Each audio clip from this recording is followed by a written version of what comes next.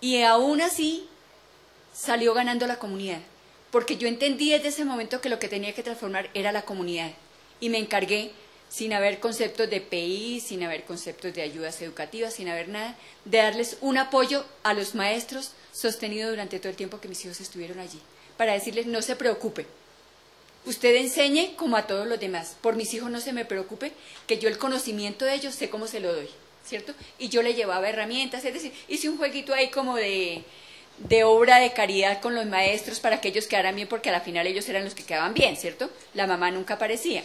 Pero también hice una labor de comunidad que pienso que fue muy beneficiosa para mí como ser humano, y entonces es donde reconozco que todos esos procesos sin pedagogía no llegan a ninguna parte, ¿sí? Todos estos procesos de inclusión social y de todo esto, creo que la pedagogía es la herramienta fundamental para que nos podamos entender en los términos en que nos planteaba Paco.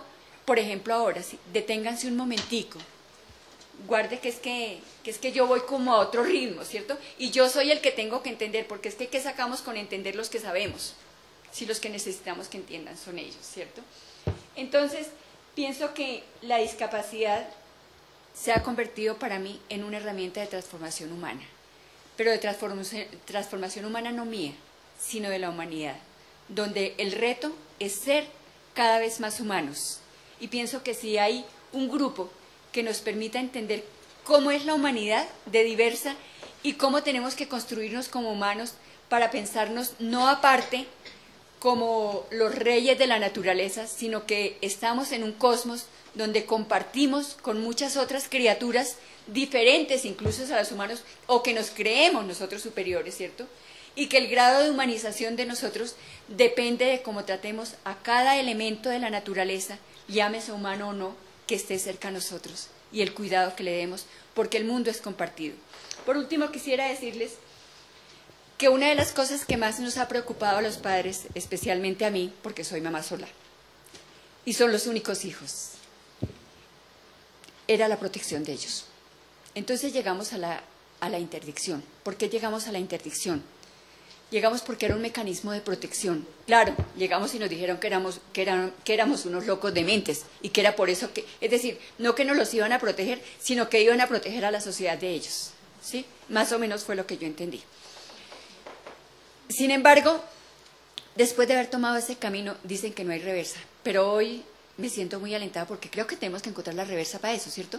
Lo que nosotros tenemos que encontrar era un apoyo, no una discriminación más, ¿cierto? Y la discriminación que sea para protegerlos, ¿cierto?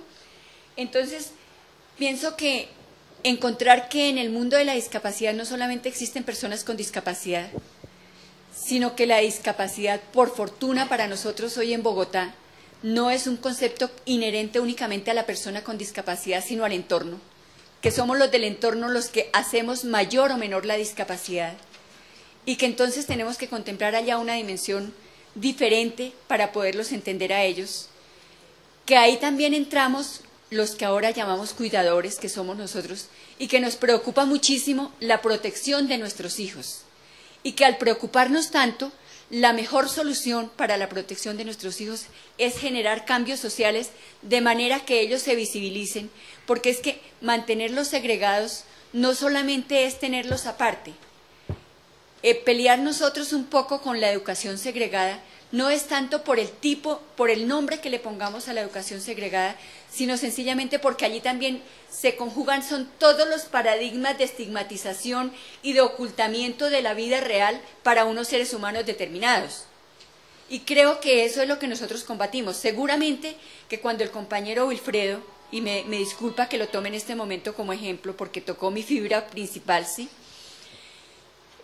Nos dice que hay cosas que tenemos que ir analizando en el camino, es decir, analicemos primero si aquel es capaz de tener el derecho o no es capaz de tenerlo, ¿cierto? ¿Qué tipo de discapacidad puede tenerla? ¿Qué tipo de diagnóstico?